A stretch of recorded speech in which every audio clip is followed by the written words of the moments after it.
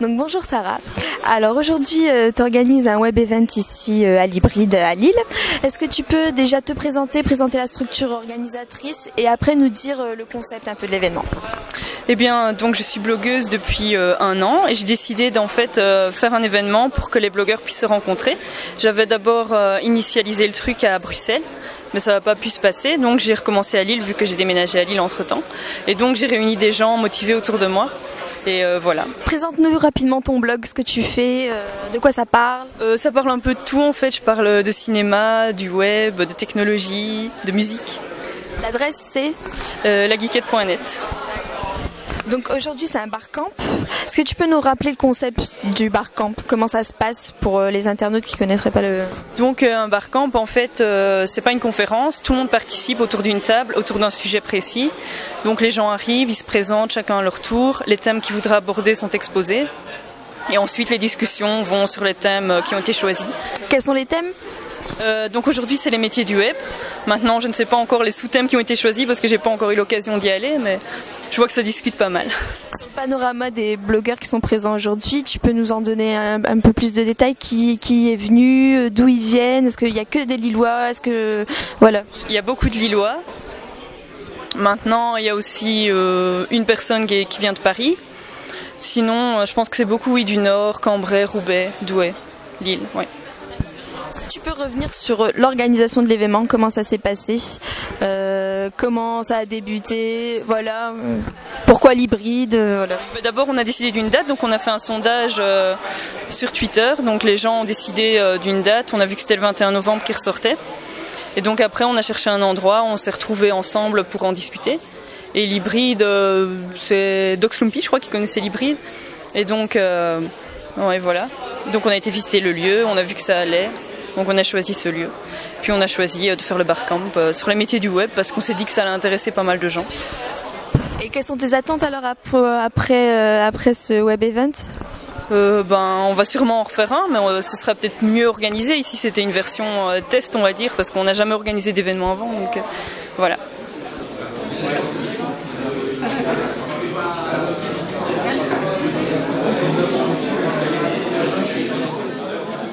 Alors bonjour Yann, alors est-ce que d'abord tu peux te présenter aux internautes, nous dire d'où tu viens, ce que tu fais et pourquoi tu es là aujourd'hui? Alors Yann, d'où je viens? De chez moi, donc sur Villeneuve-d'Ascq. Pourquoi je suis venu ici? J'ai vu l'info circuler sur internet et puis comme je suis lillois, je me suis dit que ça pouvait être une bonne occasion de rencontrer des professionnels du web. Moi, je suis encore étudiant. Je suis étudiant en documentation, plus tourné vers le numérique. Je travaille à côté comme documentaliste. Et je me suis dit que il faudrait que je vois un peu ce qui se fait quand même pour m'y mettre sérieusement. Quelles sont tes attentes alors par rapport à ce barcamp?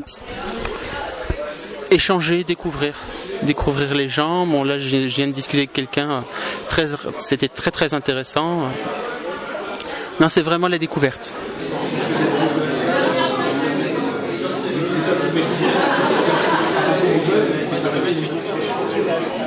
Donc bonjour Mehdi, est-ce que tu peux dans un premier temps te présenter et nous dire pourquoi tu es là aujourd'hui à ce barcamp? D'accord. En fait, je m'appelle Mehdi, j'ai 22 ans, je suis en licence pro e-commerce à Roubaix. Et en fait, je suis venu pour voir un peu comment ça se passe à un barcamp, voir un peu les sujets, genre microblogging, les métiers du net, et histoire de s'insérer un peu dans l'univers du web, quoi. C'était un peu mon objectif aujourd'hui. Des astuces comme étudiant en commerce pour faire du buzz sur le net? Quels sont les sujets selon toi qui font plus de buzz? Je sais pas, je pense pas qu'il y ait vraiment de sujet, c'est vraiment le truc qui va accrocher tout le monde, on peut pas dire tel sujet il va faire plus parler de lui, mais bon ça va être plus du divertissement c'est sûr. Les gens ils vont pas trop regarder la vidéo si c'est trop instructif, donc faut que ce soit déjà assez cool et voilà, que ça parle aux gens. Pour finir, quelles sont tes attentes par rapport à l'événement? Nouer des contacts, surtout nouer des contacts avec des gens et faire partie un peu, comme j'ai dit, un peu du monde du web et venir à des autres événements.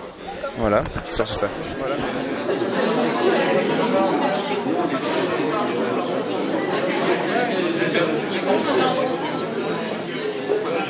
Donc Donc bonjour Marina, donc tu participes aujourd'hui ici au Barcamp du premier web event sur Lille. Est-ce que tu peux nous dire pourquoi tu es là et te représenter aux internautes? Bonjour Sophie. Pourquoi je suis venue? Parce que j'avais jamais eu l'occasion de venir dans un Barcamp encore. C'était bien dommage parce que ça faisait longtemps que je voulais venir. Voilà, donc j'ai fait l'effort de venir aujourd'hui sur les métiers du web parce que moi c'est aussi mon grand dada, c'est vraiment évangéliser sur les métiers de la rédaction web. Et donc voilà, je viens voir et je me rends compte que comme je le vois en ligne, il y a beaucoup plus de maintenant community manager, donc gestionnaire de communauté en ligne, qui poussent les gens à écrire plutôt que vraiment de rédacteurs. Enfin bref. Mais pour me présenter, donc j'ai une agence de communication web en Belgique qui s'appelle communicationweb.be. Qui est le rebranding de journalisteweb.be pour ceux qui connaissent depuis plus longtemps. Et puis avec un collègue, nous avons fondé aussi l'association Écriture, donc E-Écriture. Donc e-écriture.org qui fait la promotion des métiers de la rédaction web. Donc on a rédacteur web mais aussi journaliste, blogueur, référenceur, gestionnaire de projets éditorial, etc.